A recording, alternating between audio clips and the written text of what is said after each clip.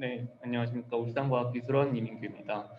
제가 오늘 발표할 주제는 코덱스 이스트 에이시아 지역에 대한 페이지 1과 2의 이제 실험 비교인데요. 태풍 모의 성능 비교입니다. 사실 근데 제가 여기서 보고자 하는 거는 이제 주로 페이지 1과 2의 가장 큰 차이인 수평 해상도의 차이를 주로 분석을 하였습니다. 네, 지금 시간이 많이 지연된 관계로 이제 인트로덕션 부분은 생략을 하고 그 뒤에 이제 부분부터 시작을 하겠습니다. 네, RCM이 중요하다라는 내용이고 앞에서 코덱스 부분 많이 설명을 해주셨기 때문에 생략을 하고 이제 많은 분들께서 말씀해 주셨다시피 이제 5개 기관에서 협업을 해서 이제 기후 변화 시나리오를 생산을 하고 있습니다. 그 중에서도 이제 자료 생산된 거를 이제 APCC에 보내고 ESGF 노드에 업로드해서 다른 연구자들과 공유를 하려고 하고 있고요. 이제 본 연구에 이제 사용된 모델이 이제 렉시엠과 MM5 두 종입니다. 그래서 보시면 페이지 1과 페이지 2의 가장 큰 차이가 수평 해상도라고 아까 말씀드렸는데 그 부분에 대해 중점적으로 해석하기 위해서 이제 다른 모델들을 제거하였습니다. 그래서 워프 모델 같은 경우는 페이지 1과 페이지 2에서 컨벡션 스킴이 달라지기 때문에 태풍 모의 성능에 많은 영향을 미칩니다.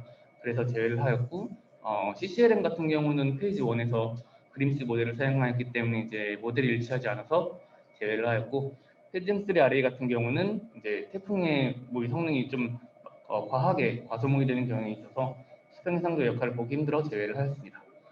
그래서 지금 여기 보시면 렉시엠 같은 경우는 벌티컬 레벨이 두 페이지에 따라서 다른데요.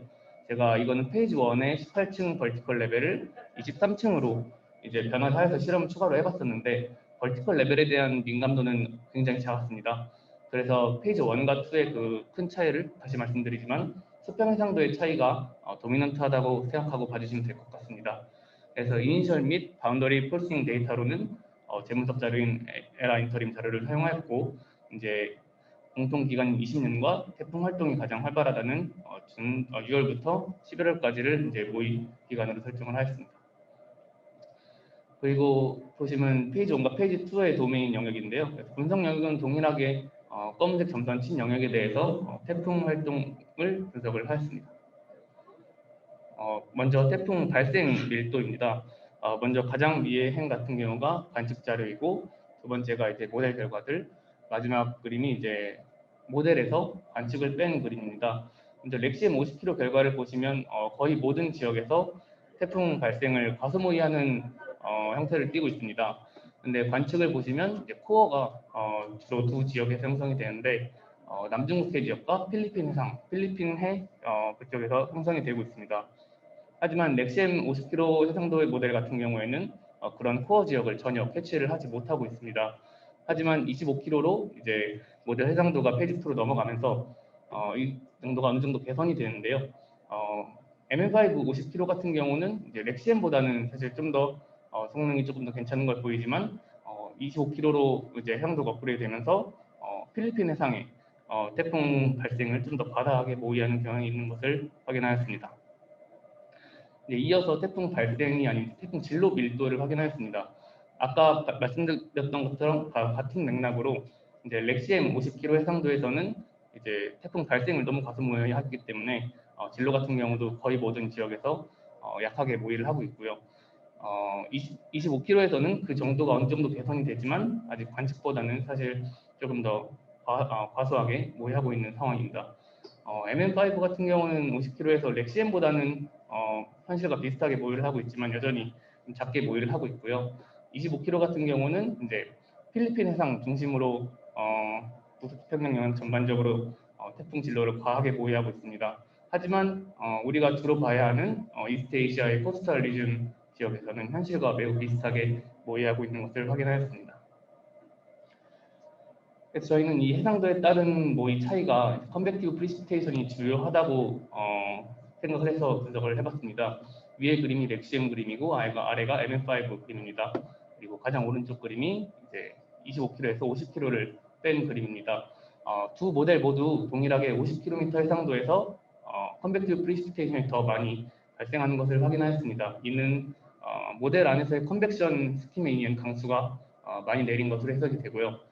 그렇다면 이렇게 컨벡티브 프리시피테이션으로 내린 강수가 빈번하고 강하게 발생하기 때문에 그 모델 내에서의 불안 정도가 태풍급으로 발달하지 못하고 썬더스톰이나 몬순 선에서 이제 계속 불안 정도가 해소되어서 태풍의 발생이 과소 모의되었다고 저희는 분석을 하였습니다.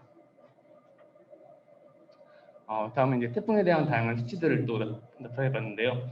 검은색이 이제 관측, 빨간색이 렉시엠, 그리고 파란색이 MN5고 진한색 계열이 25km, 연한색이 50km 해상도입니다. 보시면 관측과 태풍의 듀어레이션 같은 경우는 렉시엠은 이제 해상도가 25km로 올라갈수록 더 좋은 결과를 나타내었지만 MN5 같은 경우는 50km에서는 과소 모의하였고 25km에서는 관측보다 좀 더 과하게 모의하는 경향을 보였습니다. 그리고 나머지 세 개 같은 경우는 강도와 밀접한 연관이 있는 변수들입니다. 그래서 이 변수들 같은 경우에는 해상도가 올라갈수록 관측과 유사하게 모의를 하는 결과가 나타났습니다.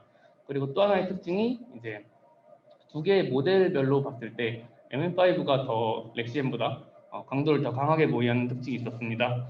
이는 마이크로피직스의 역할이 크다고 저희는 분석을 하였는데요. 렉시엠 같은 경우는 현재 대기 수상이 3개인 마이크로피직스를 사용하고 있고 MN5는 대기 수상이 6개인 스킴을 사용하고 있습니다. 이는 여러 개의 수상을 사용했을 때 태풍 강도 모의를 현실적으로 모의하고 있다는 선행 연구들이 많이 있는 것으로 보아 그 역할이 크다고 할 수 있겠습니다. 다음으로는 태풍이 랜드폴하는 지점을 분석을 해보았습니다. 관측에서는 약 20년 동안 240개의 태풍 랜드폴을 하였는데 렉시엠 50km에서는 그의 5분의 1 정도 수준의 이미 개선한 50개 정도의 태풍 랜드폴을 하였고 25km에서는 어느 정도 개선된 3배 많은 150개 정도의 태풍이 랜드폴을 하였습니다. MN5에서는 50km 상도에서 130개 정도의 태풍 랜드폴을 하였다면 25km에서는 관측과 거의 유사하게 10개도 차이 안 나는 걸로 확인했습니다. 거의 유사하게 모의를 하였고 가장 좋은 성능을 보였습니다. 그래서 랜드폴하는 태풍에 대해서 방금 말씀드렸던 것처럼 개수는 해상도가 좋아짐에 따라서 굉장히 좋아지고 있는데 반해 이제 강도 랜드폴하는 태풍들의 강도 모의는 이 개수에 대해서는 좀 미비한 결과를 나타내고 있는 것을 확인하였습니다. 네, 마지막으로 이제 태풍에 의한 강수 모의 결과입니다. 렉시엠 50km 같은 경우는 태풍의 진로 모의나 발생 모의도 되게 적었기 때문에 전반적으로 과소 모의하는 경향을 보이고 25km에서는 어느 정도 개선이 되었습니다. MN5는 50km에서는 현실과 어느 정도 비슷하게 모의하지만 과소 모의되는 지역이 있었고 반대로 25km에서는 현실과 비슷하게 모의하는 지역이 있고 또는 특정 지역에서는 관측보다 과대 모의하는 지역도 존재하였습니다. 시간 관계상 요약 부분은 생략하도록 하겠습니다. 감사합니다.